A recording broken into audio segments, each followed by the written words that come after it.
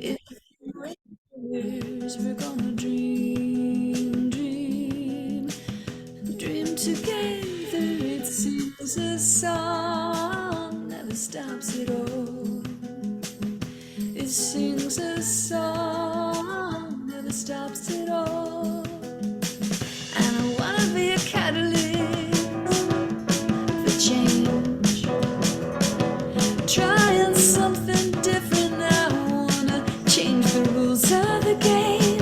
'Cause even the smallest bird can fly up to the top of the tree. And I wanna be a catalyst and find out what could be.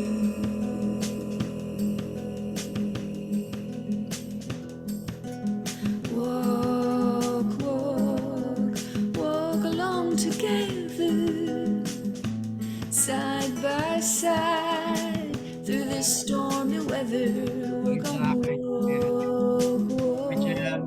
walk along together, hand in hand, hand in hand, hand in hand, hand in hand.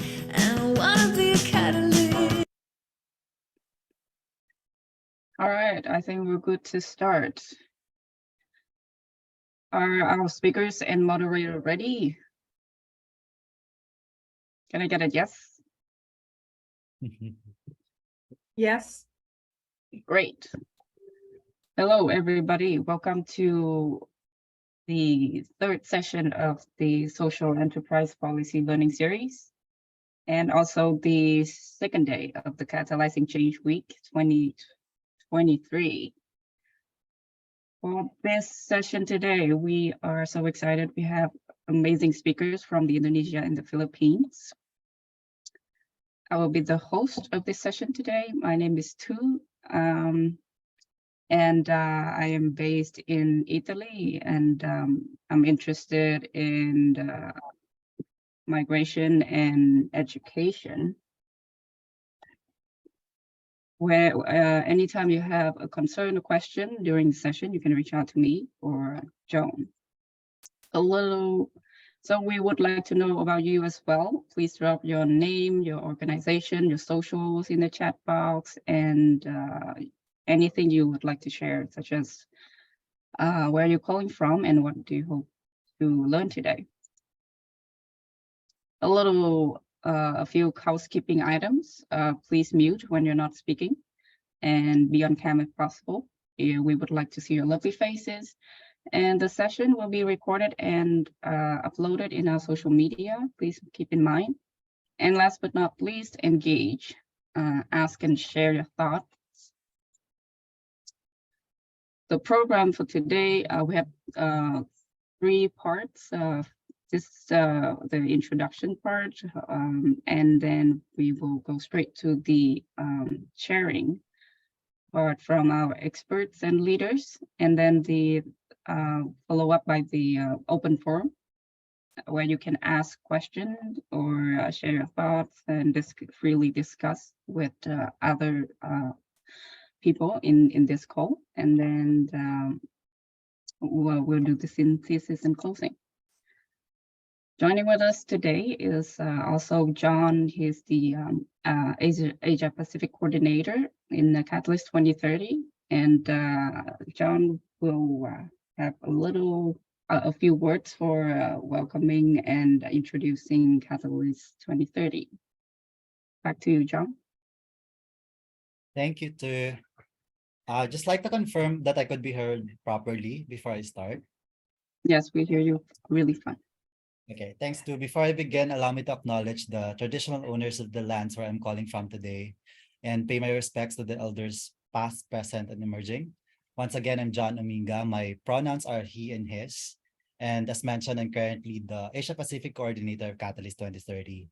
I would like to warmly welcome everyone to the third part of the ASEAN Social Enterprise Learning Series, hosted by the ASEAN Chapter of Catalyst 2030. We have here the co-chairs, Lisa and Jackson, and of course, the different country chapters co-chairs also, Tommy from Indonesia, Jenket from Singapore, and I think a lot more later joining.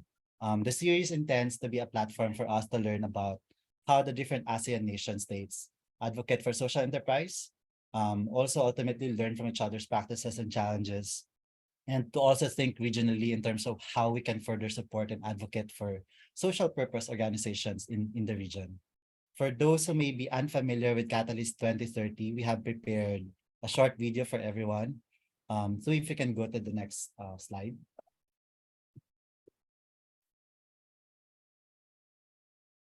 Is a movement of social entrepreneurs and innovators embracing collective action to achieve the SDGs by the deadline of 2030. Our 1,500 members are active in 197 countries. By emphasizing collaborations, Catalyst 2030 is leveraging the power of the collective to accelerate real change in the lives of billions of people around the globe. What do our members say about Catalyst? Catalyst 2030 is an invaluable global community of impact entrepreneurs. Our relationship with Catalyst 2030 has really taught us the power of co-creation. Join Catalyst 2030 and network, bond, and collaborate with our family members. And I like the spirit of bringing change makers together to share and learn from each other. Catalyst really understands the transformative nature of collaboration. It's also a platform that can give us new tools and resources. Catalyst 2030 has put my work on steroids. But most importantly, to come up with solutions that are practical, ways where we can really make things happen, because social entrepreneurs are doers. Are you a catalyst? Join us to achieve the SDGs.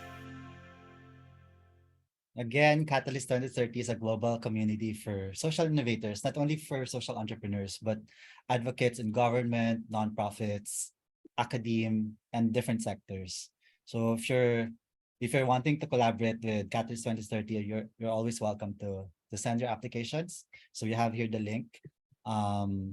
So next slide, please. Catalyst 2030 has actually been founded by 4 major social enterprise advocates: Echoing Green, Skoll Foundation, Schwab Foundation, and Ashoka, way back in 2020 in the World Economic Forum in Davos. So right now we're a community, the numbers are outdated. Right now we're a community of 3,000 social innovators with different chapters. So among them is the ASEAN Chapter, as mentioned. And I think we have people joining from different Asia Pacific region countries also. Jason, I can see you. Jason is the chair of New Zealand Aotearoa chapter. Welcome to the call. And if you're not seeing your country in the list, we would like to have the conversation with you on how we could possibly bring Catalyst 2030 in your respective country or sub-region. In the next slide, you can see the different country chapters in APAC. So as mentioned, myself and 2 are the ones trying to support the APAC region. So if you have any support, any questions, any help needed, feel free to just reach out to us always. And finally, aside from welcoming you to the SE Policy Learning Series we're having today, we would also like to welcome you to the Catalyzing Change Week, which is happening this week. So with over 250 sessions, actually CCW is one of the flagship projects of Catalyst 2030, bringing together some of the world's most innovative and inspiring change makers. So there's a lot of interesting sessions on systems change, climate action, youth participation, etc. So this is just one of them. Feel free to browse through our website and take advantage of this learning opportunity. So this is happening since yesterday until Friday of this week. Let me present this short video also about catalyzing change.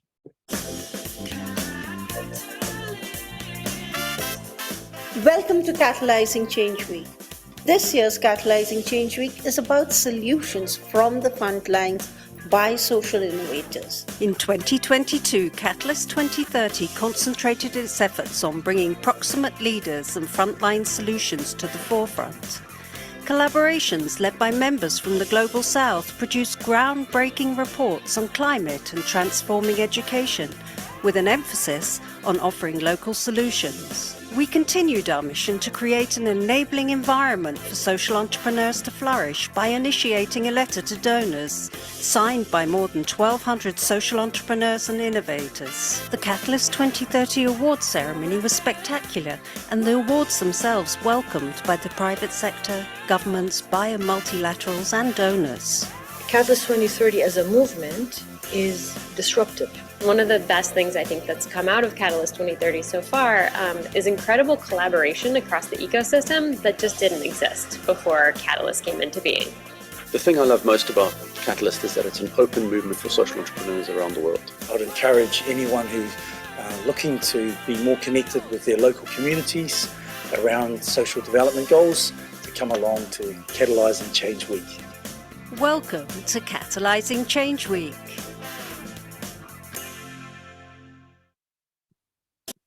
Without further ado, once again, thank you for joining this conversation. I do hope that we'll all have an inspiring, hopefully positively disturbing, and action-oriented session today. Back to you two. All right, thank you, John.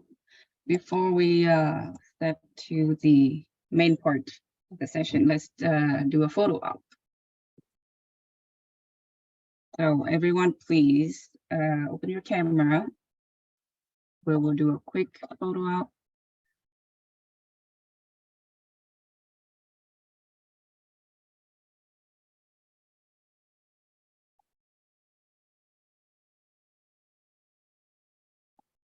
Okay, we'll give you guys a few more seconds to open your camera if you're able to.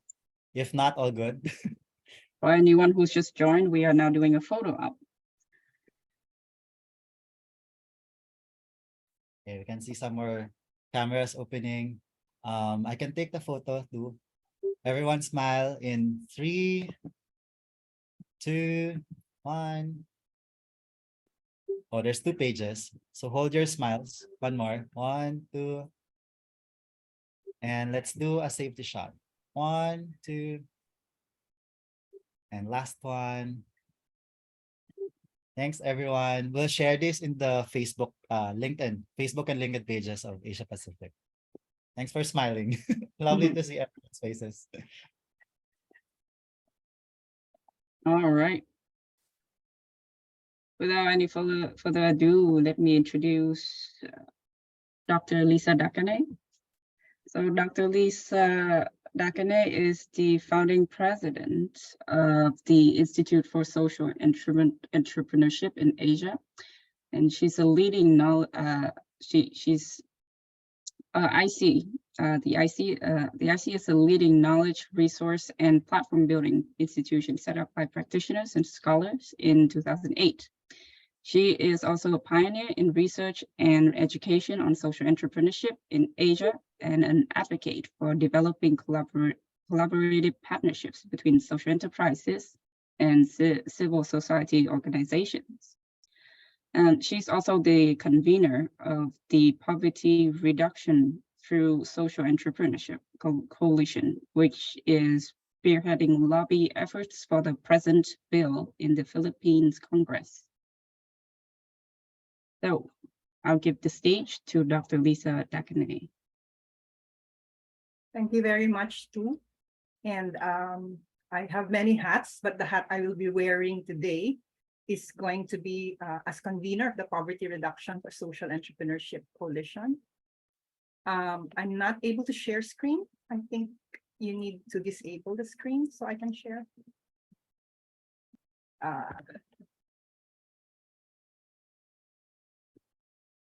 Okay.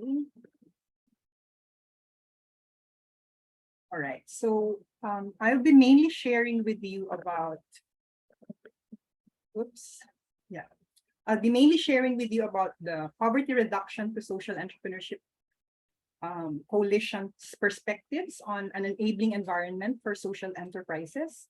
And I will be doing this in 4 parts. I will first introduce to you the present coalition, and then the context of our advocacy for the Poverty Reduction through Social Entrepreneurship Bill, and then share with you some key features of what we call the stakeholders version of the present bill, because we're doing lobby and our reference point is a stakeholders version that we came up with.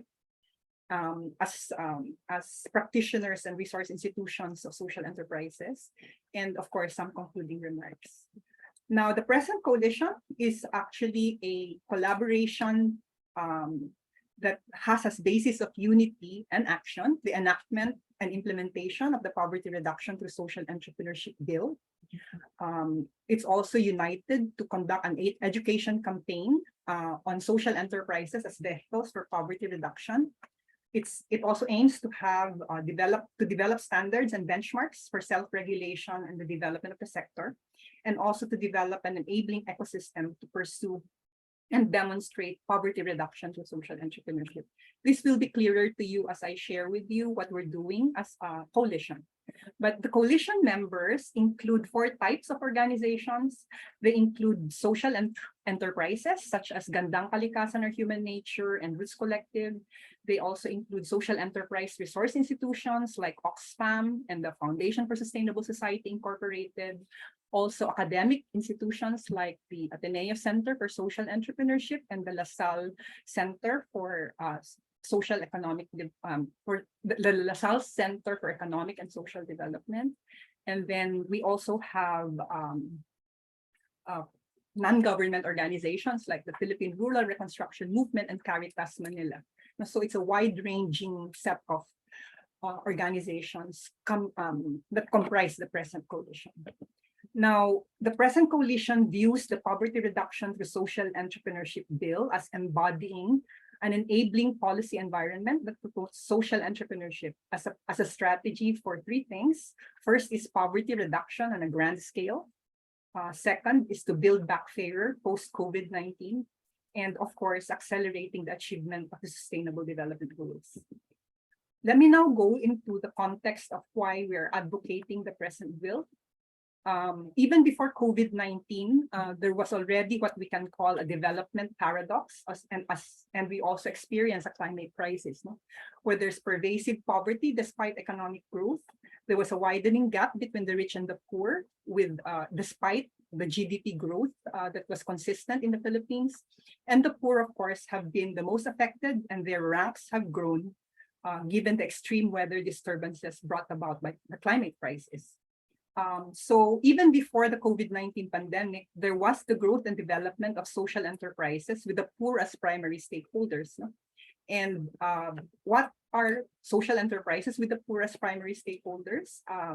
In a developing country context of poverty and inequality, in our studies, we have shown that social enterprises with the poor as primary stakeholders is a major model of social enterprise that exists in developing countries. They are social mission driven because they explicitly pursue poverty reduction or alleviation as primary objective. They are wealth creating because they're engaged in the provision of goods and services. So they're like NGOs on one hand because of the social mission driven character. They're like businesses on the other because they're wealth creating. But the main difference with ordinary businesses is that they create and distribute wealth to the poor who are their primary stakeholders.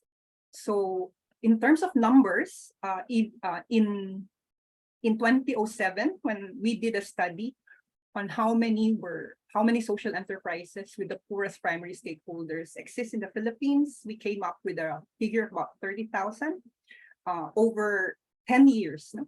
In 2017, when there was another study made by the Philippine Social Enterprise Network, supported by British Council and UNESCAP, the number had risen to 164,000.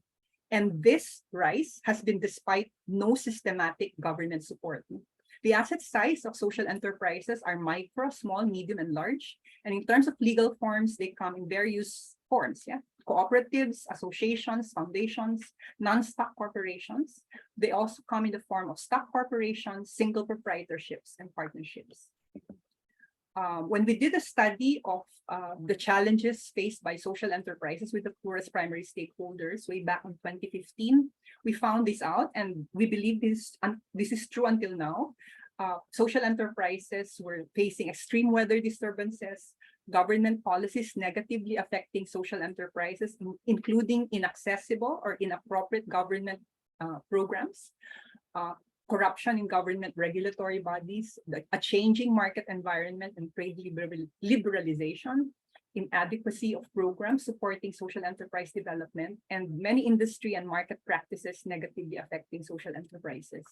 But all these showed that single social enterprises cannot actually be expected to face these challenges by themselves. So they validated the importance of platforms for working as a sector in order to respond to these challenges. So the Poverty Reduction Through Social Entrepreneurship platform was born.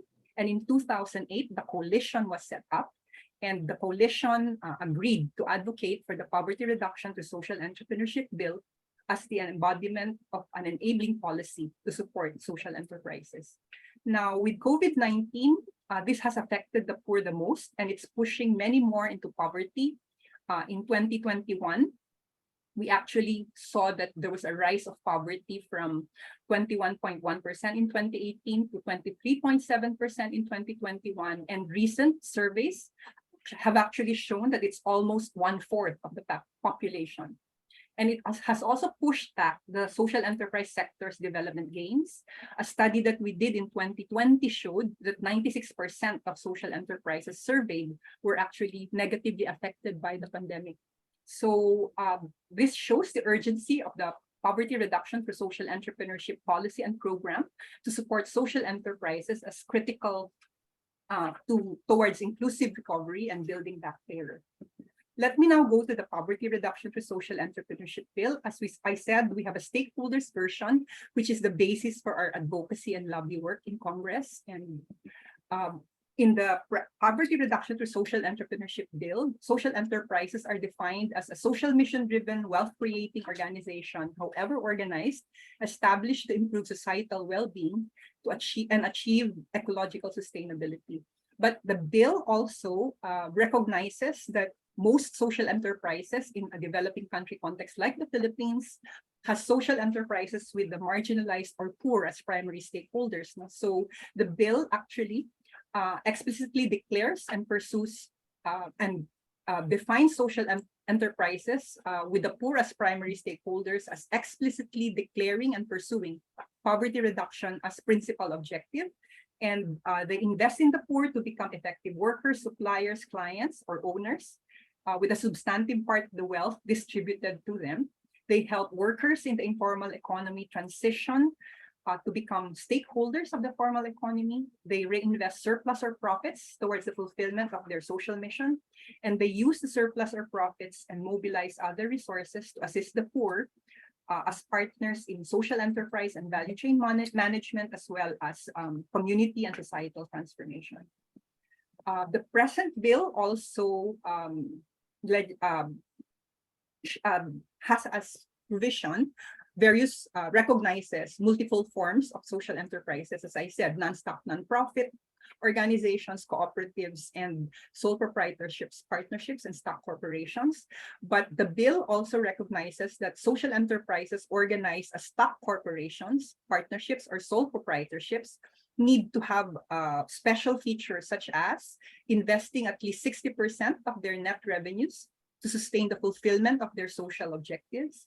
They should provide transformational services for the marginalized sector they are supporting, and they should not be a branch, subsidiary, or division of a private business enterprise. This is a provision to actually ensure that there's no abuse in availing of benefits of social enterprises. I'd like also to share with you that the Micro, Small, and Medium Enterprise Development Council passed a resolution in 2021 that actually recognized the core attributes distinguishing social enterprises from regular businesses, which is actually in keeping with the definitions of social enterprise in the present bill. And the first core attribute is the transformational engagement with marginalized sectors, in contrast to a purely transactional approach implemented by regular businesses. And then the second is the practice of wealth creation and distribution, in contrast to the creation and accumulation of wealth of the owners of regular businesses, as well as undertaking practices that actually distribute and create value, distribute wealth and create value among the poor and marginalized. Now, in terms of critical provisions, the bill, as an enabling policy, recognizes and qualifies social enterprises that can avail of incentives and programs. And the incentives include a special allocation and preferential treatment in government procurement, tax credits, as well as cash incentives. For example, 25% of the minimum wage for social enterprises employing persons with disability. In terms of comprehensive support programs that are included in the bill, they include hybrid financing. And hybrid financing is very important to social entrepreneurs and social enterprises because they provide grants to capacitate the poor as stakeholders of the social enterprises. And this is enshrined in a social enterprise development fund. And the bill also puts in place non-collateralized loans through special credit windows with a guarantee fund pool, so that loans are actually accessible, especially to micro and small enterprises among social enterprises that do not have assets. So the non-collateralized nature of the loans are very important in order for the access to be real. There's also a provision on a social enterprise development council composed of about 20 government agencies, with the Department of Trade and Industry, the Department of Agriculture, the Department of Social Welfare and Development, and the National Anti-Poverty Commission playing key roles, but also included in the National Social Enterprise and in the Social Enterprise Development Council are 9 social enterprise sector representatives. The bill also promotes the role of local government units in enabling social enterprises at the local level, and it mandates the integration of social entrepreneurship content in the educational system at all levels. One other provision that's very important in the bill is the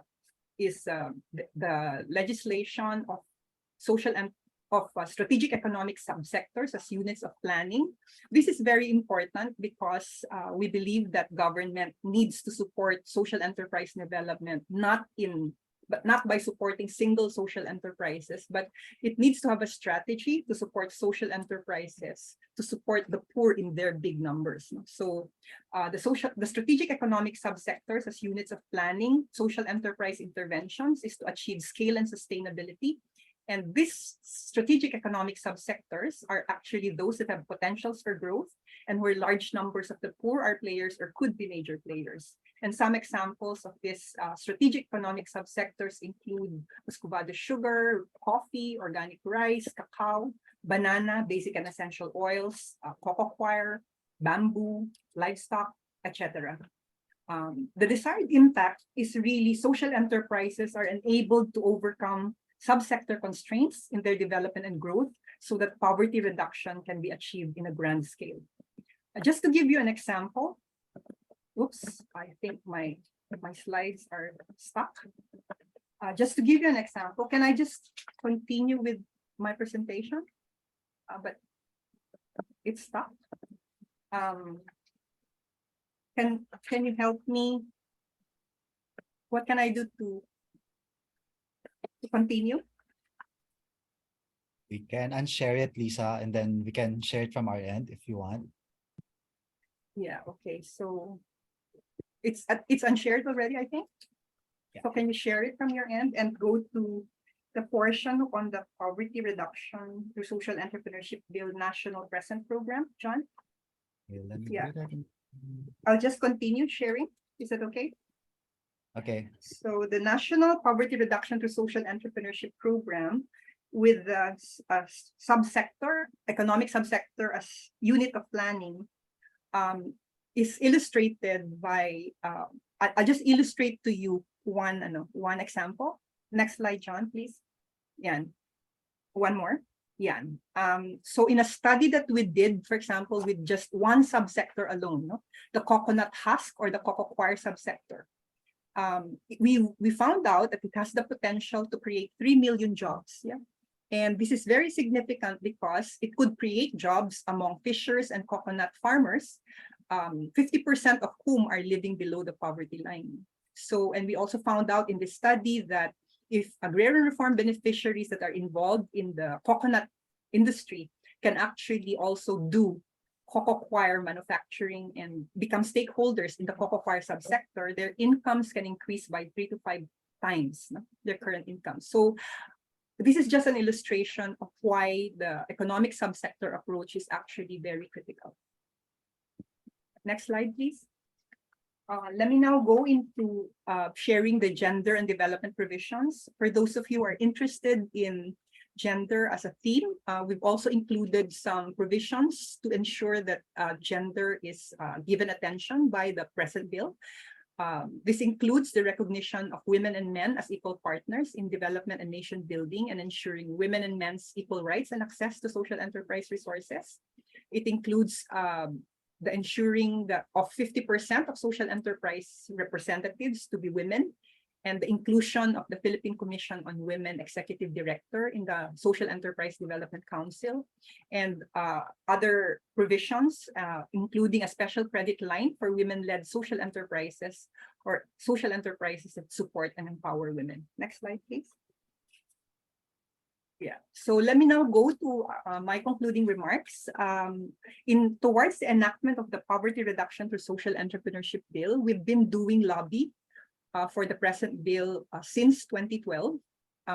And even as we haven't been able to succeed in legislating the, enacting the bill into a law, we've had some gains. For example, in the BARM, which is the Bangsamoro Administrative Region of Muslim Mindanao, which is an autonomous region in the south. Yeah, they actually came up with an organic law with a social enterprise provision through interventions coming from the social enterprise sector.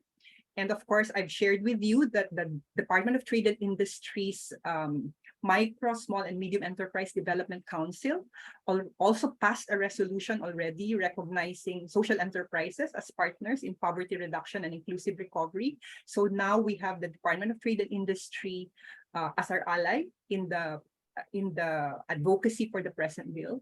And of course, in both the Senate and House of Representatives, we have champions from the ruling and minority parties. So I think we have a better chance of having this passed this time around, including champions from the national government agencies and local government units. In terms of current efforts, and this is the last point that I'll be sharing, we're actively engaged in congressional public hearings and the engagement in technical working group sessions, where in the Senate, where they have a committee which is in the process of drafting a substitute bill already, because they've already had a first public hearing that we participated in, and 4 technical working group sessions that we participated in also, and the committee of the Senate is now ready to draft a substitute bill. And in the lobby in the lower house or the Congress, we're still lobbying to set the first public hearing. So it's a long process, this legislation process, and we're going through that again in this Congress. Secondly, we're actively engaged with national government agencies. For example, on May 9, we're supposed to be having a dialogue with the Department of Trade and Industry on the tagging and profiling of social enterprises as a step towards developing appropriate social enterprise programs and services. Yeah.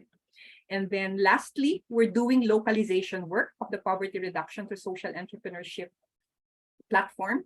And so as a first step, we're actually working with the Pasig City local government to put in place an ordinance and a program in Pasig City for poverty reduction through social entrepreneurship. Thank you very much. That's all. I hope to dialogue with you in the open forum about our efforts. Thank you, Lisa, for the wonderful presentation. If you have any question, please feel free to type in the chat box, or you can raise your hand later in the open forum.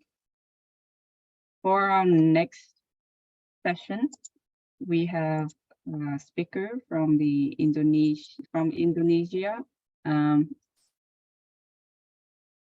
We have the founder of Socialpreneur ID, Desi, and also the co-founder and CEO of Green Hope, Tommy.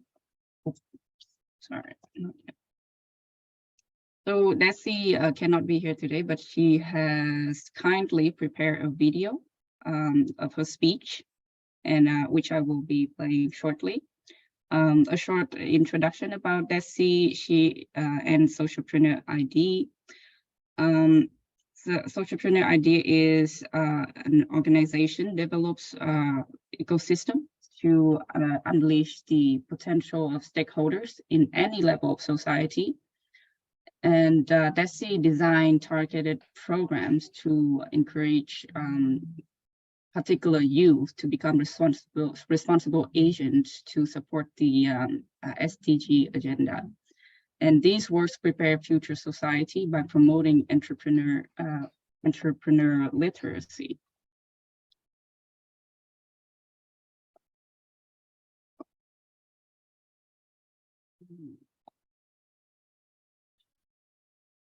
For this video, I will have to speed up a little bit. My apologies for that. Good afternoon, everyone. I'm Desi Alendrina. I'm from Socialpreneur Indonesia. And today it's really great pleasure to be here with you all and to talk about Asian Social Entrepreneurship Learning Series, especially today, that's about Indonesia and the Philippines. Unfortunately, I'm so sorry that I can't be here with you to discuss about what's going on in Indonesia and also in Philippines. However, I try my best to share to you according to our knowledge and experience in Indonesia. Good afternoon, everyone. I'm Desi Alendrina. I'm from Socialpreneur Indonesia. And today it's really great pleasure to be here with you all and to talk about Asian Social Entrepreneurship Learning Series, especially today, that's about Indonesia and the Philippines. Unfortunately, I'm so sorry that I can't be here with you to discuss about what's going on in Indonesia and also in Philippines. However, I try my best to share to you according to our knowledge and experience in Indonesia.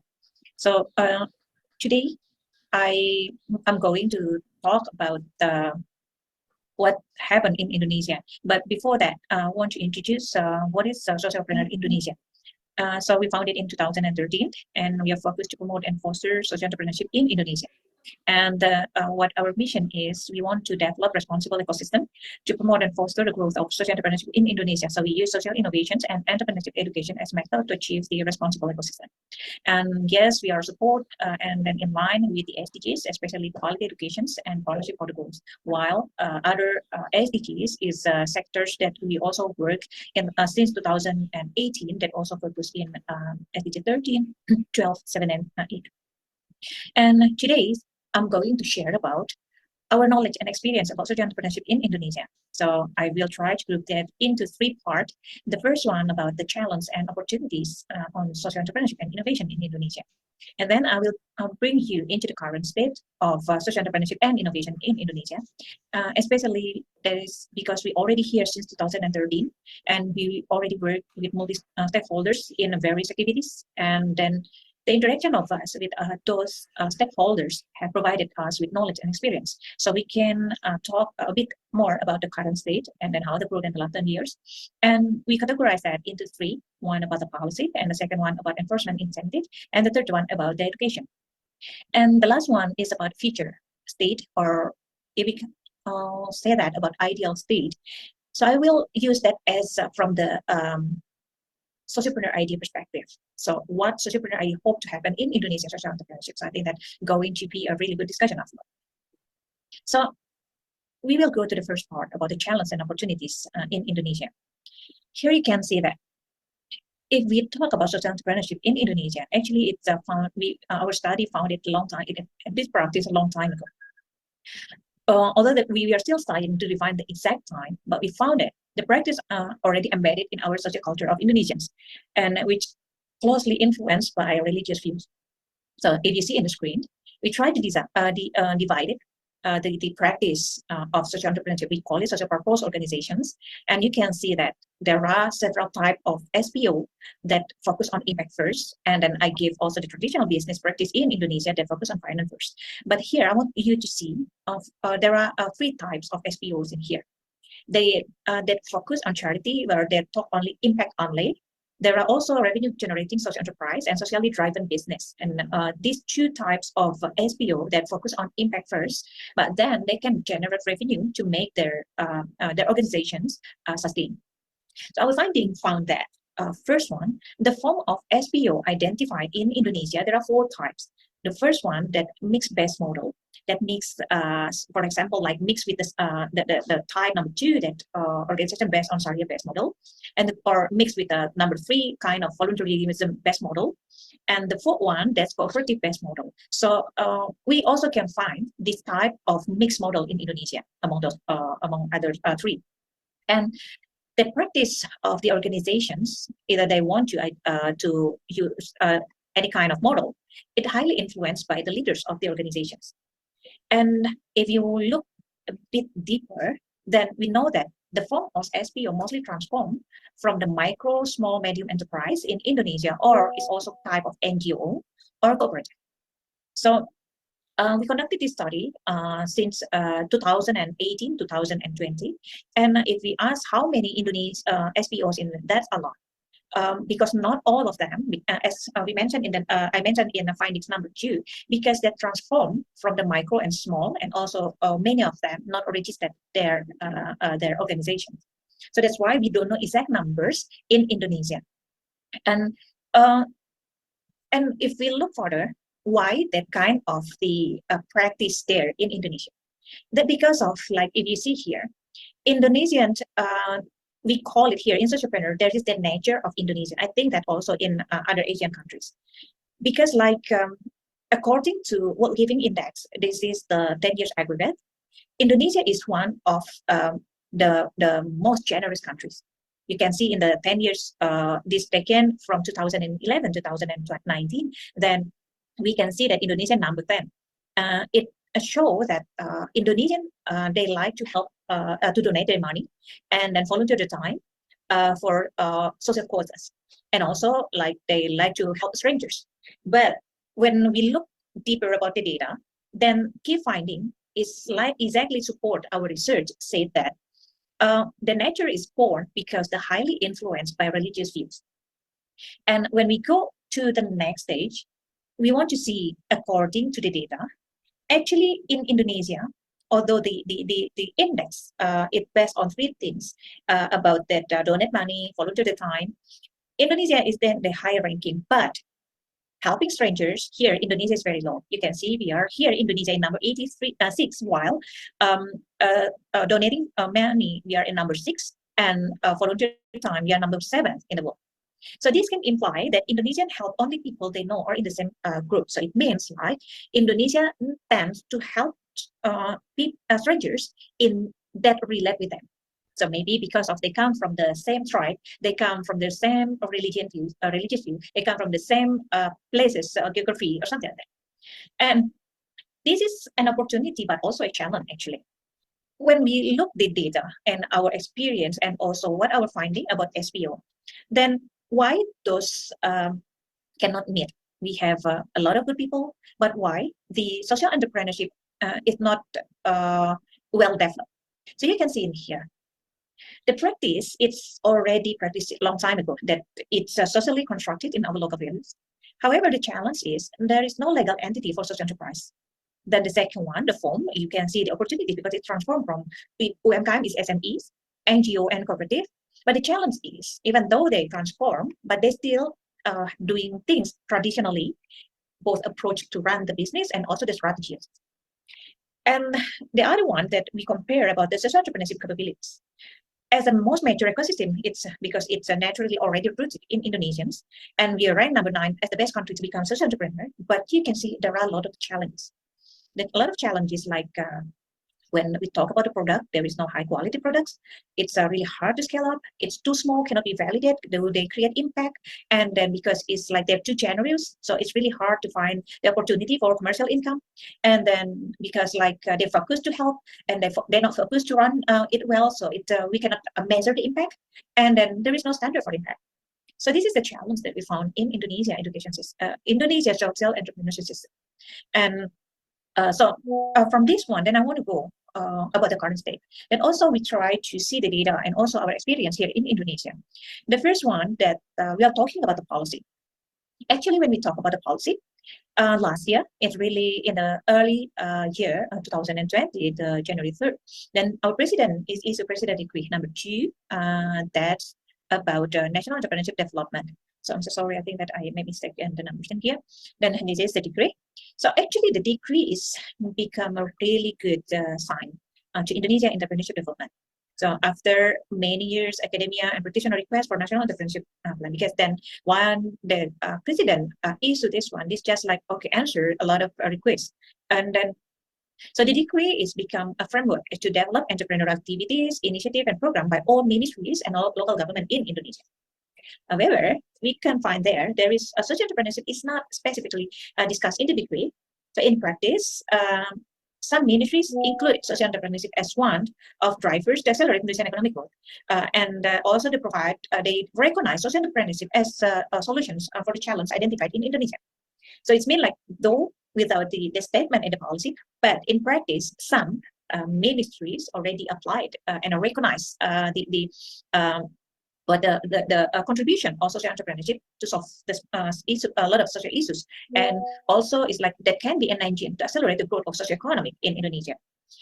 And so when we talk about this one, actually there are quite numbers of policies that aim for entrepreneurship development in Indonesia. So I give some example. One is like in 2013, there is a presidential decree number 27 that talk about entrepreneurship incubation development. So in that policy, they say it's like what is the incubator, and then that also become a framework to establish incubators in Indonesia. And another one is like in 2021, there is a presidential decree, government decree that talk about SME and cooperation and how to accelerate the growth of them. And actually there are many more.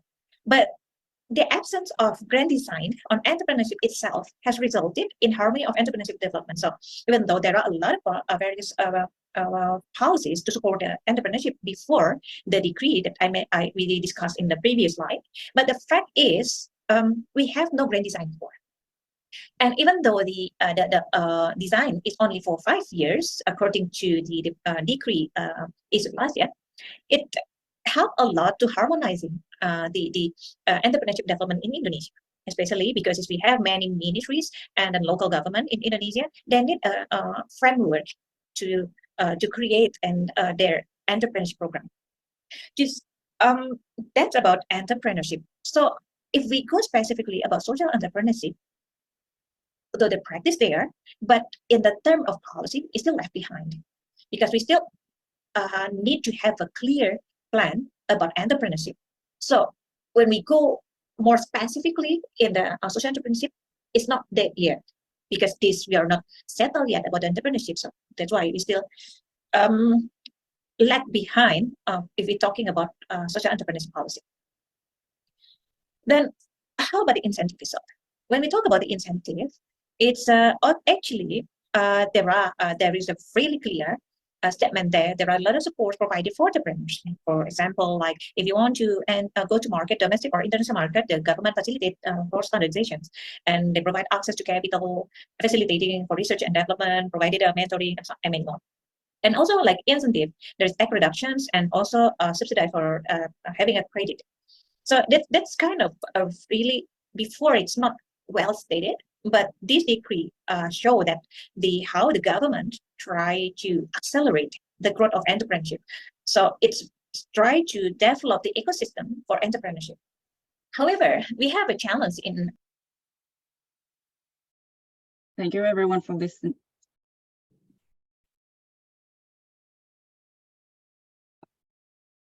Thank you everyone for listening. So for time reason, we're gonna have to cut short the speech, but the rest of the video will be shared in our media resources later. And for our education system, because like the first. Oh boy. Yeah. We have another resource speaker from Indonesia, Tommy, the co-founder of Green Hope, and who is tackling the world's unsustainable consumption and production problems through packaging. So Tommy will be sharing his expertise and comments on the social enterprise landscape in Indonesia. After you, Tommy. Hello, thank you too, and thank you for John and all the other Catalyst 2030 friends here. And for I think maybe I just shared my points on twofold. A little bit about Green Hope. Green Hope is a 7-year-old organization that was set up explicitly as a social enterprise. I used to be a management consultant where I helped many for-profit companies around Southeast Asia, from India to Singapore to Philippines as well, to many different places as a management consultant. And I know that what brought us here, even though the current system have brought so many good things, huge number of people also become middle class and so forth. But at the same time, it has inherent flaw that really leaves the pattern of consumption that is not sustainable, natural resources depletion, environmental degradation. And so me and my co-founder, who's the scientist, we actually, based on his research of 10 years and patent process of 7 years, we identify locally sourced raw materials, such as the starch from ASEAN countries, and one of them are the highest starch content and low nutrition is from tapioca starch, a type that is widely abundant in Indonesia. We turn it into a bioresin, and we work with many different factories in Indonesia and around the world to turn into finished products like your shopping bags, garbage bags, seedling bags, food trays, utensils, and so forth. That is not only the carbon content is lower, but also the end of life is compostable and biodegradable. So avoiding the creation of microplastics and all these plastic, helping to reduce plastic waste consumption and reducing the carbon footprint.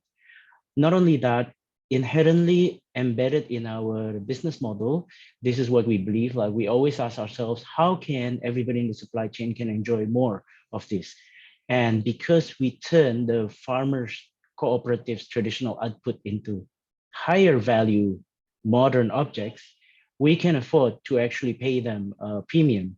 So we are certified by a Swiss organization, a Fair for Life certification. We pay up to 24%, sometimes premium per kg of their starch, as opposed to if they source it just for subscale consumption or just for snacks and so forth, a very traditional way.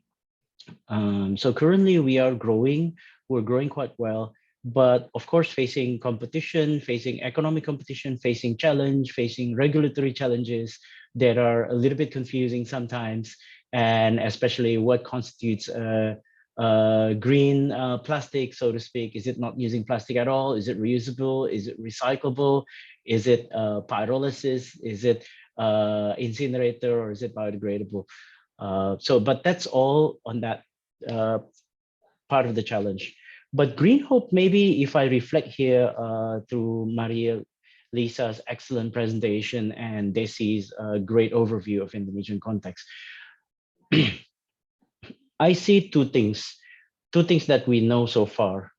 One is that the current system, namely the economic system and part of the democratic system, combined with the current world that is way more challenging, namely the COVID, the war that really turned the raw material prices upside down. Some of our African brothers are really and sisters are really suffering because of the grain prices due to the war.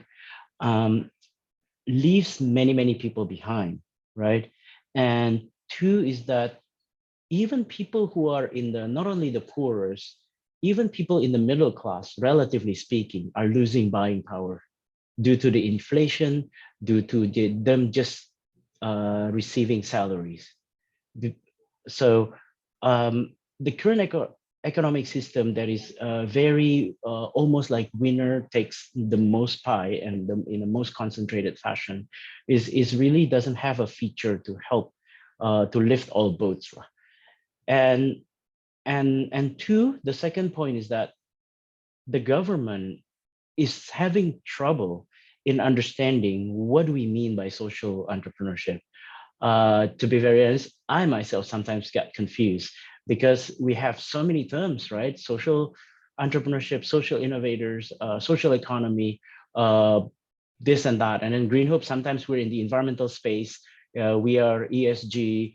What is the difference between this and ESG? So that is actually, that confusion combined with such a difficult time to navigate and lead a country, I see patterns of the government putting this topic a little bit on the side burner. So that is what's challenging. But at the same time, what keeps me exciting actually, I see the convergence in the marketplace between ventures. Because when we're talking about systemic failure, such as environmental crisis, inequalities that is getting bigger, one area is that we print 1 billionaire a day during COVID, and then while millions of people got left behind during COVID as well, that creates like really disjointed two worlds, right? It really creates such a big pressure also for the for-profit world to move to the middle. And then at the same time, the not-for-profits and the foundations of the world realizing that it's not enough. There's no foundation money that will be enough to tackle systemic problems. Yeah, you can fix a couple of villages, but when we talk about the whole swath of province got climate disasters and climate refugees, there's not enough money. So therefore, the social entrepreneurship is needed. So the pressure on both sides to go to the middle, and that's actually a very encouraging what I'm seeing. Because what that means is that we need to be more confident. And I always say this in communities as well, that we should be tired. And Catalyst 2030 is a form of our impatience that, okay, we need to collaborate all together because we want to change the system. Our ambition should not be just fixing one beneficiary at a time and helping them. And that even already a wrong word these days. But really, it's about changing the system, changing instead of washing the dishes after other people's parties. I always say this all the time. We want to change how the party is done. So I think I'm a little bit torn here. It's a good discussion topic. Whether on one hand we want to create an advocate for social entrepreneurship as a separate thing that tackle, for instance, poverty, but at the same time we do want to change the mainstream to be better, to be more so becoming a social enterprise. Because not until the mainstream becomes social enterprise, I believe that if we're just a niche and we create and corner ourselves into just a policy for the niche, then we are in the, there could be a challenge where, okay, let the niche people be happy with their niche thing, fixing niche problem, and while the mainstream keep having stuff and partying in a not sustainable fashion. So how to meet in the middle and how to really change the game. And I'm thankful, I really feel that shift to the middle, because in Green Hope, even 2 years ago, let me close with this. I intentionally try to have a Series A where I want to speak the language of the VC, venture capitalists and everything, and we pitch to them, but we're very picky on who we are pitching to. It's not going to be those VCs who are just about valuation and valuation multiples, and you have to grow like crazy, and then 7 years we exit. But they are increasingly more venture capital or private equities who are really thinking about, hey, I do need, maybe not as their main engines, but as part of their portfolio, all these ESG companies. And we, Green Hope, were fortunate enough that we have that experience where 2 years ago, we have partners who come from traditional venture capital. But right now, the 2 years working relationship have been really, really positive for both sides. We learn their world and they learn our world. And they become more and more understanding that, yeah, the way they do their mainstream business needs to change also. And that's something that I thought is an interesting phenomenon that hope can be replicated as well, because we need to fire on all cylinders here as we are running out of time too. Let me stop here my sharing. Hopefully it's useful. Hopefully it can trigger some of the discussion there. And thank you so much for the time. Thank you, Tommy, so much for sharing your insights. Yeah, so in the ideal world, every business should have the social element, right? So let's start with, let's continue with the open forum, where we can discuss more about all the pending questions. I would like to introduce Clarissa. Clarissa is an active member in Socialpreneur ID. So if any of you have any more questions about the organization, is also the time. And the second moderator, John. So John, I'm handing over to you. Thank you too. We'd like to give our thanks to Tommy, to Desi, and to Lisa for the wonderful presentations. At this juncture, we'll be opening up the floor for questions from the audience. Of course, you're also welcome to communicate any manifestations or any additional insights. But before we proceed to that, let me pass the microphone to Clarissa for a short introduction as well. Welcome to the call, Clarissa. Okay, thank you so much, John. And thank you so much, too, for the short introduction. And I'm pleased to be here to be able to represent Socialpreneur ID in the Catalyst 2030 ASEAN Chapter. We have heard the eye-opening insights from the Philippines, from Marilisa, and from Desi, who unfortunately could not be here today, but we already hear how is the situation in Indonesia regarding the social entrepreneurship. And also we have heard from Tommy, and now we move on to the discussions, right, John, to the Q&A. Yeah, I think if I already see one questions from Miss Anita Wijayanti. So perhaps I can, or you want to read the questions, John, or maybe I can pass it to. Anita, if you want to ask the question yourself, feel free to do so. Otherwise, Clarissa, you can proceed with reading the question.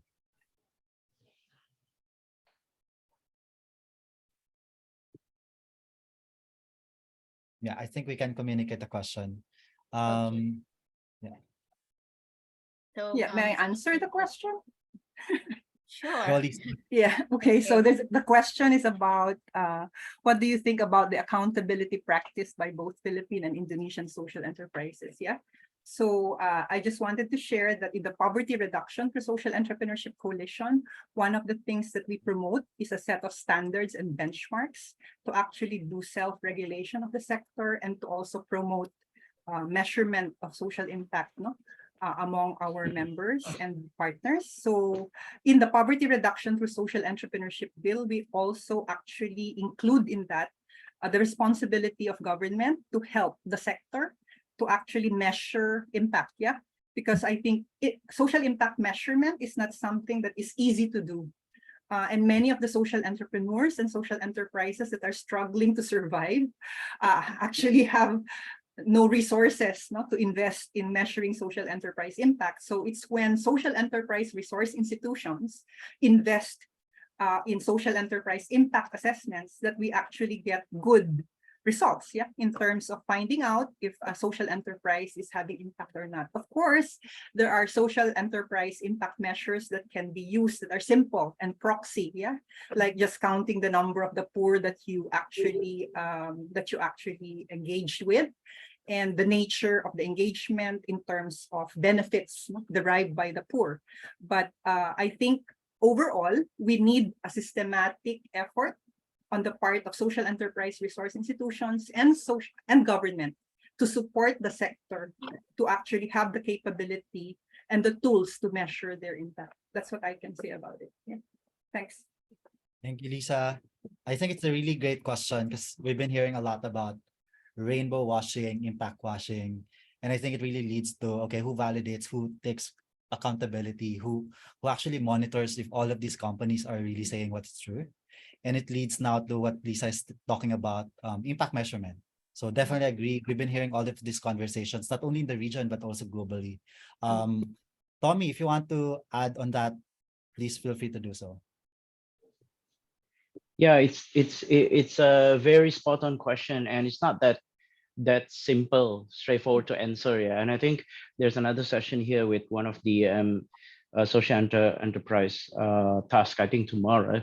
I was chatting with her. She's the head of social enterprise with Indonesia Chamber of Commerce, and one of the challenges that probably standardization certification is good, But then whose standards, whose certification? And we don't want like Western style certification to be in ASEAN, right? Or then ASEAN style, whether it makes sense for which country, and the differences and everything. What constitutes poor? Even though those classic questions, is it poor in income or poor in assets or what? That kind of classic is also a question. It's not because of that. Is confusing. It's to be honest, what I like, what I learned from Marilisa's presentation is, I think getting the head and the tail is correct, which is, are we dealing primarily with the poor, right? Or whoever the excluded people. And then the tail means that what are we doing from the value, the wealth creation that has happened. I think, and to be honest, that's personally a challenge. It's a personal challenge for me too, or for a shareholder of Green Hope too. So how much of this I want to share and everything. To be very honest, it's something that that ongoing, and I think two things, La. We need to be honest with ourselves, and we need to be better than yesterday. I think that that's a mindset that is helpful. But we should not be skeptical and either black or white, either 0 or 1. Oh, you are like greenwashing your conference. I don't want to even talk to you. I've seen too many of those attitudes. Also, it doesn't help. In the plastic world business, if you see everybody think that their drug is the best and everybody else is greenwashing the plastic waste pollution. And you know what happens? What happens is that status quo wins, because the government gets confused, the consumer gets confused, and nobody moves. And then the government wins. Not the government, the status quo wins. So we should not also be like that. We should be mature. We should progress. We should continuously progress and recapture our gain. So today needs to be better than yesterday. That's what I'm trying to do and always striving for. Yeah. May I ask a question from Tommy and the group of Clarissa, socialpreneur? No? Because I think there are two things that came to mind when you were making the presentation. I think one is, I know that you did say that entrepreneurship has not been clarified by the Indonesian government as a policy, so that makes social entrepreneurship difficult to be clarified. But I think we have partners in Indonesia as well. We have members in Indonesia like Dompet Duafa and Bina Swadaya. And actually in our dialogues with them, they believe that, that it is a right time to start advocacy for social enterprise policy in Indonesia. Because as you said, it's an ingrained practice among many what are called vaguely social enterprises all over the place, right? And there are many social enterprise resource institutions that are already doing the practice. So maybe my question actually is, or I actually have the opinion, no? And I'd like to dialogue with you on this, that maybe it's not necessary to wait for the entrepreneurship policy dialogue to conclude in order for Indonesian social enterprises and social enterprise resource institutions to go into a policy advocacy for social entrepreneurship, that policy that would enable the development of the sector in Indonesia. And as I said, Bina Swadaya, Dompet Duafa, our members in Indonesia are actually quite prepared and we're very interested in the present bill. So they have gotten a copy of the Poverty Reduction through Social Entrepreneurship Bill, and they're at the moment studying what features of the Poverty Reduction through Social Entrepreneurship Bill can actually be applicable to Indonesia. Because of course we share many contexts. No, we have a context of poverty and inequality and unsustainability that's actually similar. But also in Indonesia, there are many factors like Islamic philanthropy, I think, that has supported social entrepreneurship, and Basnas, which is actually the government agency supporting or regulating Islamic philanthropy, is actually very much involved in developing and supporting social enterprise models through. So I think there's a lot of potential in terms of moving forward, in terms of policy and practice on social entrepreneurship in Indonesia that has not been captured in the discussion so far. Anyway, that's just my take, because we do have discussions as well about the Indonesia ecosystem of social entrepreneurship. Thank you.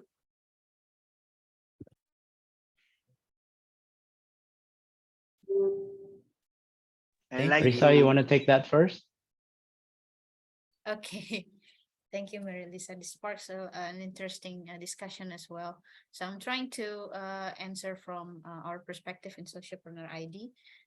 Actually, there's the thing that has been highlighted by Desi on her slide, but unfortunately we cannot present it because regarding of the time. So also addressing the question from Miss Anita about the accountability and the things that Marilisa brought up to this discussion. Actually, we suggest, because we've been working a lot in R&D to develop our programs. We develop a lot of entrepreneurship education programs in Indonesia since 2013 for children, teenagers until the adults. And yeah, it's challenging, really challenging when we talk about entrepreneurship in Indonesia. It's not easy to plan the mindset insights of the beneficiaries, but it's not impossible either.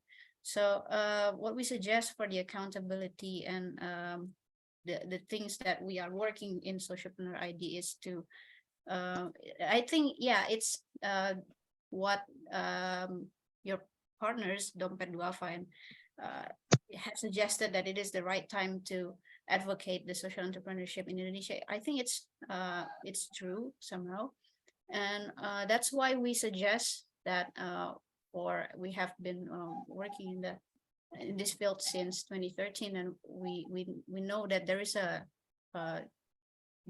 shift the narrative on social entrepreneurship to change the paradigm. So we need to have institutions to conduct research and development of social entrepreneurship. That's why Socialpreneur ID plans to establish a social entrepreneurship research center that we are also want to bring to this forum, that perhaps maybe we can work together to make it happen. And yeah, the research center also has a role to include knowledge of social entrepreneurship and innovation in Indonesia education system. And that's also maybe could help to establish accelerators and incubators to attract impact investors as well.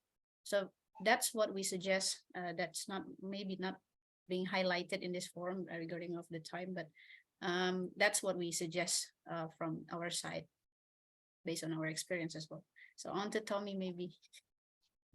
I'm a very practical thinking person. Yeah, I think Marie-Lisa, if you already have the document, let's just copy and paste it and push it. But we need to do work with Socialpreneur ID, with maybe with NU, with Muhammadiyah, with some of the really large religious organizations, as well as some of the educational institutions. Maybe create some sort of alliances. Maybe we need to learn how you do the convening. I personally don't have that much experience or skill as a convener. So create these alliances, because sometimes this ego, like, okay, whose bill is this? Whose name will be attached to it? That can be a mess. And two is that what people are struggling with sometimes with stuff that are not objectively super clear, like the measurement and accountability, that creates so many challenges. Even in our country, regulations like halal regulation become such a headache, debates left, right, and center, and which organization should be certifying halal and which organization should not. And that is just becoming a hot potato that people don't want to touch. And the politicians also don't want to touch. If they touch, try to fix it, they might appear to be anti religion or anti-faith or whatever. These yeah, I think doesn't mean that we should not start. I think if the question is whether we should start, yeah, I believe we should start. Should we start now? Why not, right? Will it happen in a year or 2 years? Well, for sure, a year not. This is a political year for us. Everybody's waiting for the next government. But beyond that, it doesn't mean that we should not do bottom up, ground up, identifying the strong alliances to start seeding the and getting the common understanding. So yeah, maybe we can start the convening. Maybe Yeah, Catalyst actually, 2030 Indonesia can be the convener for yeah, that. Yeah. actually, Tommy, your point regarding the convening of a coalition is very important because when we started setting up the coalition in 2012, I must tell you, there was a big debate about the definition of social enterprise. There was an endless debate, but we actually united on a goal: poverty reduction. And that's why our coalition is called Poverty Reduction Through Social Entrepreneurship, because I think it's very difficult to unite many perspectives unless you have a common goal. And everyone agreed, everyone agreed that poverty is still the major development issue. And if we can help to resolve poverty, that would be a great contribution. So in that sense, I think the coalition in the Philippines decided that it's time to work together, stop the debate a little bit, and then work together, having common grounds, And and in that context, you were talking about niche social enterprises, right? When we started to talk about serving the poor, and 25% of our population is poor, you cannot be niche. Yeah. Yeah, you need to serve 25% of your population. And that's why we're wanting to look for the strategies that would really cover millions of poor. Yeah. And so in the Poverty Reduction Through Social Entrepreneurship Bill, we actually enshrined a strategy that would identify strategic economic subsectors. So that in the same way that government has identified with big business, strategic industries, where only the big businesses are actually the beneficiaries, right?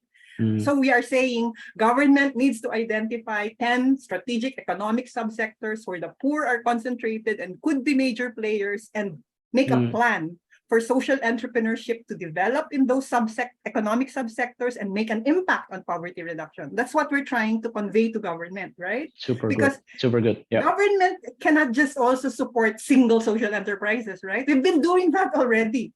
And it's been good that from 30,000, we're now 164,000 social enterprises, right? Without government support. Government needs to do much more, because they have a monopoly of resources, actually. As you said, foundations do not have enough resources, right? Who has a monopoly of the most resources? It's still government. Of course, the private sector has some of those resources that needs to be shared. But government is mandated with poverty reduction, so we should push them to actually do their mandate. That's just my feeling. Sorry, I'm so passionate about this because we're now have an we can see that. We have an ongoing Yeah. we have an ongoing struggle with our Senate, our lower house, our government agencies, to really push this. And it's been a long battle since 2012, yeah. But I think Marilisa, that you're exactly right. What I like with your coalition is that it's got very clear, tangible common enemy, which is the poverty, right? So it's poverty reduction through social enterprise. Yeah. So the thesis is that telling the government, look, your $1 can bring in $50 rather than general charity. Your $1 can bring in $5. Through social enterprise, we'll bring in $50. That's the thesis, and I think that's so much sharper, because if we just advocating social enterprise as a social enterprise, and we have all the whole gamut from A to Z, and we're just focusing on the social enterprise is just the way, right? The philosophy, the strategy, vehicle, the strategy, the feature of how we get there. But where is there, so that there is still poverty reductions. It makes sense. Yeah. Okay. So let's talk some more when you come to the Philippines, and how we can make your plastics advocate. I think your plastics advocacy. Our two countries are the largest user of plastic sachet, and all sorts of stuff that are very difficult to work on. And I think, Tommy, if we connect, for example, your advocacy with what we're talking about, poverty reduction, we need to engage poverty sectors in strategic economic subsectors that have potentials for growth, And the area of growth is in sustainable consumption and production systems, right? For the future, right? So I really think that there's a lot of room for, engaging social enterprises like yourselves and other social enterprise resource institutions that want to go into sustainable consumption and production, so that social enterprises can come into that space, because it's not just poverty reduction, right? It has to be done in a sustainable way. Well, let me throw in one more word to react to that, though. In the Industrial Revolution 3, right? Let me try to see if I get the number correct. 3 or whatever. There's that big, basically unsustainable production. It's all about producing the most in a concentrated fashion, centralized, lowest cost, highest throughput, right? And the assumption is natural resources and waste are equally affordable and infinite. Natural resources infinite, waste you can dump as much as possible. We know those two things are wrong right now. The waste can poison us, and the natural resources is depleting. So the Industrial Revolution, the next one, would really be about, but it cannot go back to the era of cavemen also, where every family cook your own dish and stuff. Therefore, you don't need packaging. It's going to be somewhere in a community base, community oriented, regional base. So it's not going to be one country that produces for the entire world anymore, but it's going to be regional hub of production, regional hub of consumption, regional hub of packaging and distribution. So it's somewhere in between. That will be the most the least carbon footprint and the most sustainable. I think that ties in nicely with economic development economics, with poverty alleviation, with inclusivity. So I think it really is the next industrial revolution. It should be all about community-based production and consumption that makes it sustainable. So that yeah. Yeah, John, thank you for that, Tommy. But John, there is a question, I think, from Marcos. Just on time tracking purposes, we only have 7 minutes left. But I think the conversation is just starting, so we might do overtime for those able to stay. If not, feel free to just jump off the call. Anyway, there's a question from Marcos. Marcos has been advocating for inclusive business in the region. I personally met Marcos. If you're able to open your camera and microphone, Marcos, and ask questions, feel free to do so. Otherwise, I can just read the question you put in the chat box. If you're still here, can see Marcos opening his camera. Good afternoon, everybody. Hi, Marcos. Good to be back. Hi, Marcos. Everybody. Hi, Marcos.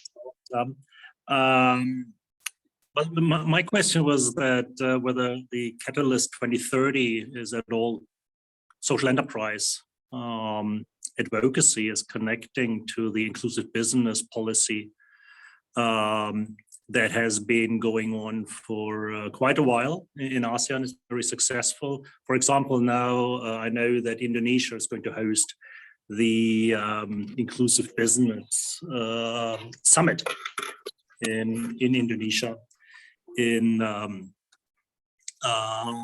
Bali.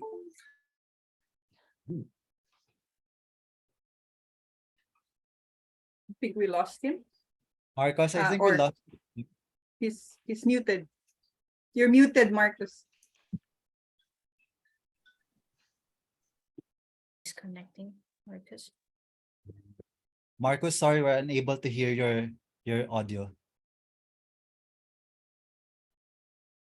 No. Okay. Yeah. Maybe but maybe we can answer the question, John. May I venture into answering it? Because we work with inclusive businesses, and we actually are promoting partnerships between inclusive businesses and social enterprises. No? But because I think what social enterprises bring to the table is the transformational engagement that they have with the poverty sectors. No? And, I think inclusive businesses can have transformational engagements with the poor if they partner with social enterprises more. So to me, it's not a question of whether inclusive businesses and social enterprises should coexist. They should coexist and they should collaborate. And we do want to engage inclusive businesses. In fact, in a program that we have on promoting transformational engagements and women's economic empowerment in agricultural value chains, we are promoting social enterprise partnerships with inclusive businesses, so that transformational engagements with small producers and transformational partnerships with women can happen in the agricultural sector. So I don't know if that partly answers Marco's question, but their inclusive businesses are, just engaging the poor in a transactional way mainly. And it's when they partner with social enterprises that the engagement becomes more transformational. Thank you. Thank you, Lisa. Tommy, if you're wanting to add to that, no, you're okay. Can we see Marcus back in the room? I think he entered the waiting room a while back. Marcus, are you back? Yeah, Anita. I think Anita actually. Oh, sorry. Apologies, my Zoom acted up on me.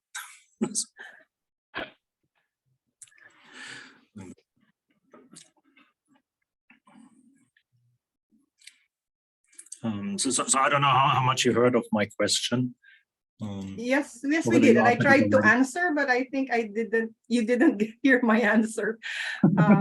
But I was saying that it's important that inclusive businesses that are mainly engaging the poor in a transactional way are able to engage the poor in a more transformational way when they partner with social enterprises.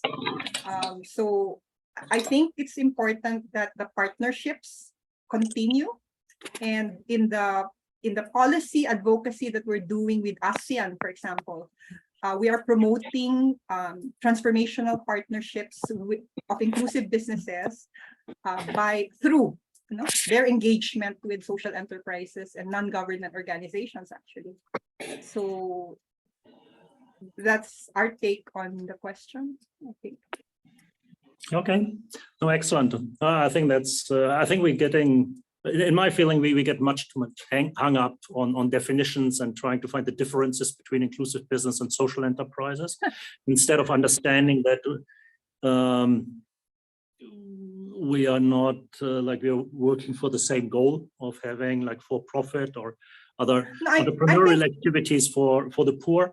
No, but I think, Marcus, both inclusive businesses and social enterprises engage the poor. I think the question is, how do they engage the poor and what are the outcomes? And in the studies that we've done in agricultural value chains, it's clear that inclusive businesses mainly engage the poor in a transactional way, while social enterprises engage them in a transactional and transformational way. And when inclusive businesses are shown to have had impact on the poor, it's when they work with cooperatives and community-based enterprises that are social enterprises, actually, that the transformational impacts happen. So we're not really just talking about, I think, definitions here, but we're talking about how partnerships can happen so that we can create transformation and impact on the poor, which matters, right? So I'm not hung up on definition. Sometimes social enterprises that are big are sometimes called inclusive businesses, and they don't mind being called inclusive businesses, right? But it's just an intersection of inclusive businesses and social enterprises. But for the most part, big businesses that are engaging the poor are just doing it in a transactional way. Okay, well, I've seen many transformations through inclusive business, but I don't think it doesn't matter. I mean, the message I want to give is that the policymakers don't have much time. So, and they need to get one message from the private sector or from entrepreneurs that want to do social good, or however you want to describe it, by dividing those advocacies. I think we are not progressing the cause as much. But we can talk about partnerships, can't we? That's absolutely what I was referring to. And as I said, there is already the 6th.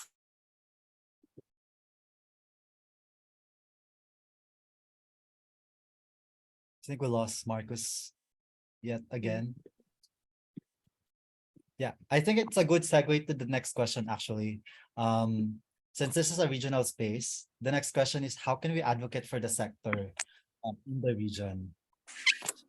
Lisa, I know you've been doing a lot of work in the ASEAN through ISEA, but we're having this conversation exactly because we wanted to be able to explore how can we advocate for social enterprise, for social impact organizations, not only in our respective countries, but regionally.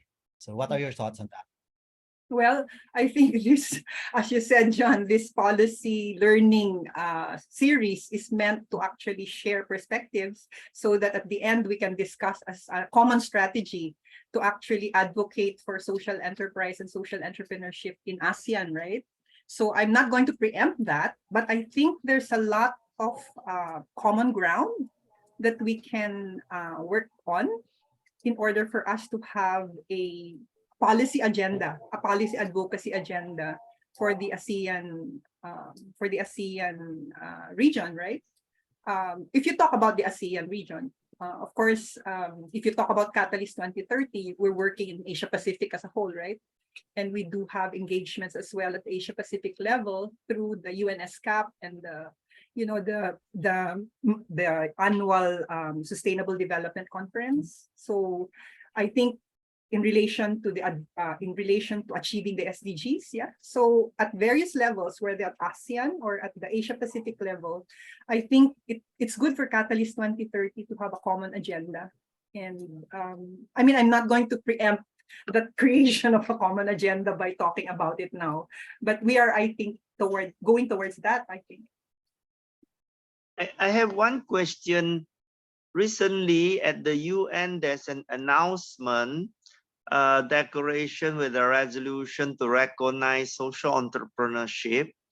How are we going to use that for our work in the various countries? Come again, Jack? Sorry. There was a UN resolution recently recognizing social entrepreneurship. Wasn't it social solidarity economy? Yes, which include our work. How are we going to use that to dialogue with our respective government? I think, Tommy, would you like to answer that, or I can make a shot?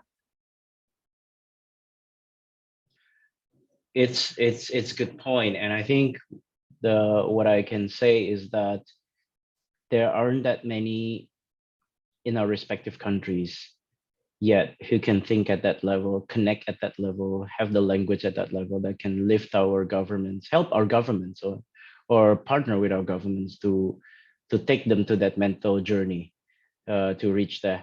So I just want to say that what Maria Lisa is offering or proposing makes best sense.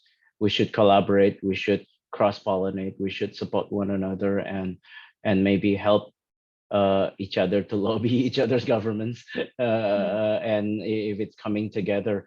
And the government's already doing that anyways at ASEAN level, the ministers and the presidents, and that way things can be firming up. And I think one feature of government sometimes is they're worried about anything they do as innovation.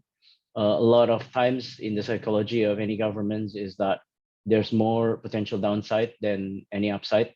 So so we need to, by together, we increase credibility and benchmarks and everything that gives them comfort that we are the right partners for them to help them. And if they know the neighbors are doing the same, that really reduce their exposure or potential exposure. That's all I can say. Yeah. So may I add to that, John? Yeah, so I think even before the SSE resolution was passed in the UN, we were already trying to actually use social solidarity economy as a concept that is important for social enterprises. Yeah, because I think if you talk about the distributive as well as the solidarity aspect and reciprocity as principles, the social solidarity economy, I think, is very much akin to that.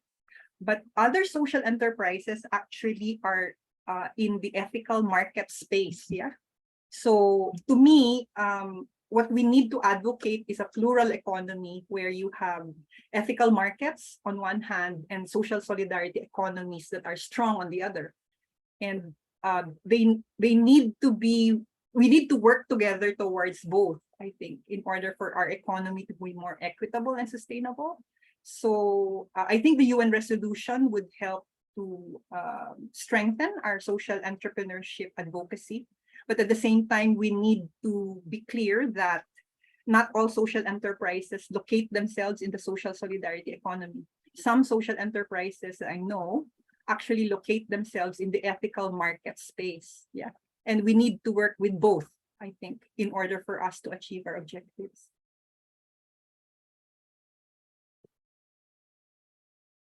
Thank you, Jack, for the question.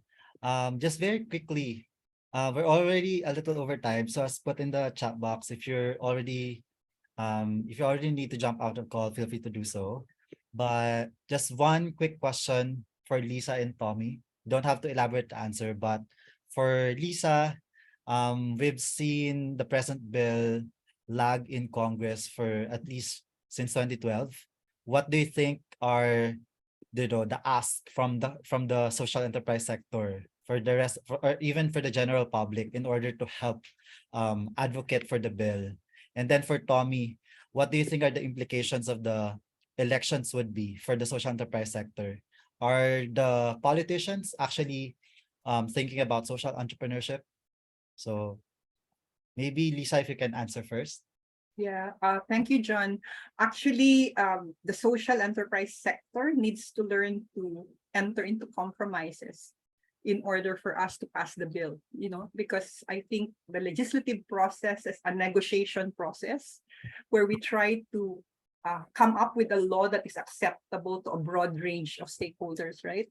So, for example, just to give you an example, on the issue of tax credits and tax incentives, the Poverty Reduction Through Social Entrepreneurship Coalition already agreed that we will step back and not push for tax incentives because they're very controversial.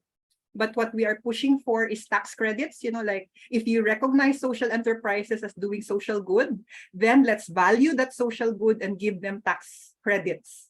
So that's how we have shifted the narrative around tax credits and incentives. So what I'm just trying to say is that this kind of we have to define what are our bottom lines and what we can give up and what we cannot give up, right? In order for us to actually have an enabling law.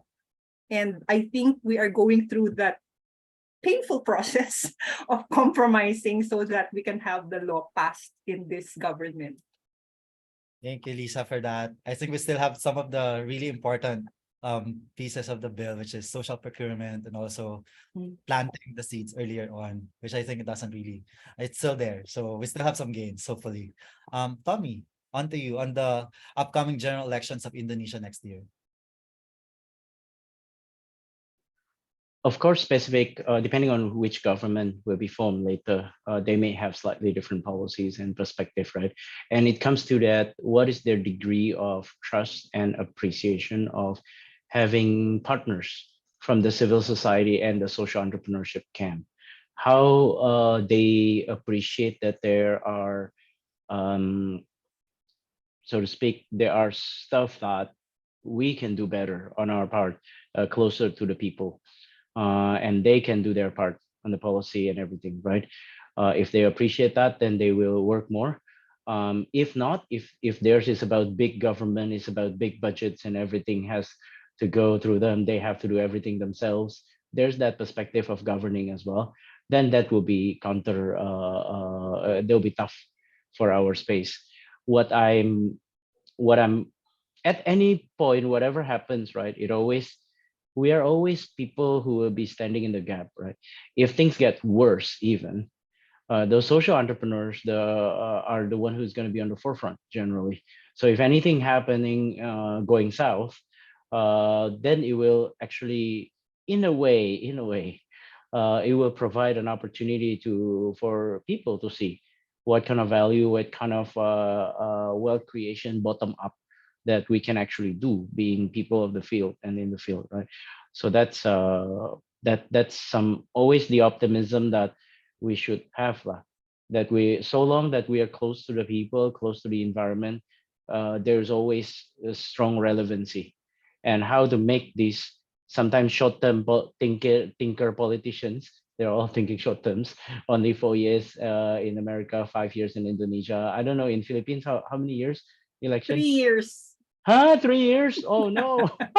Oh my gosh, how do you do stuff in 3 years? Okay. Yeah. So how do you convince them that we can be long-term partner? Yeah. Okay.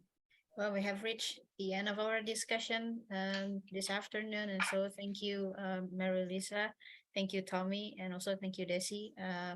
Maybe before we close the session, I would like to have one final closing remarks from both of the speakers here.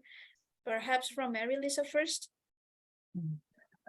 Thank you, Clarissa. I think I would just like to end by saying that we need to work together, I think, to engage government, to enable social enterprises and social innovation. Yeah. And if we are to work together to do that, we need to define how we can have a common perspective. And in the Philippines, we look at poverty reduction as the common goal, right? And that's so we were able to unite. I hope that at the ASEAN level, we can also find that common ground so that we can all work together, no matter what our definition is, maybe, of social enterprise or even inclusive business. But, you know, working towards that common goal is, I think, very important. Thank you. Thank you so much, Marilisa. Yeah, I think it's important to find a common ground, even though you have to go through the painful process, as you have mentioned before.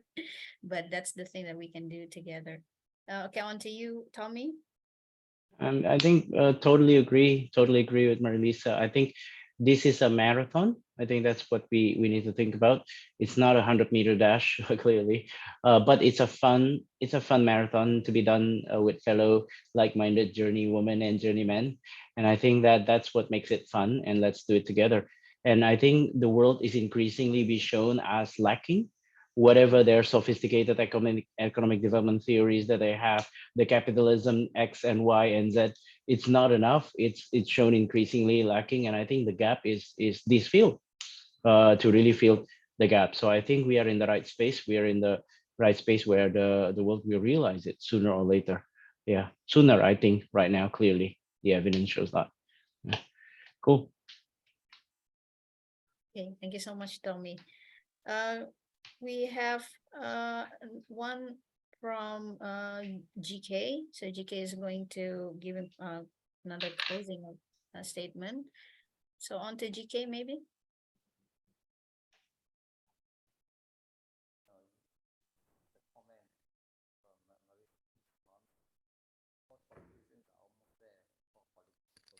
Okay, I think your audio is not connecting, GK.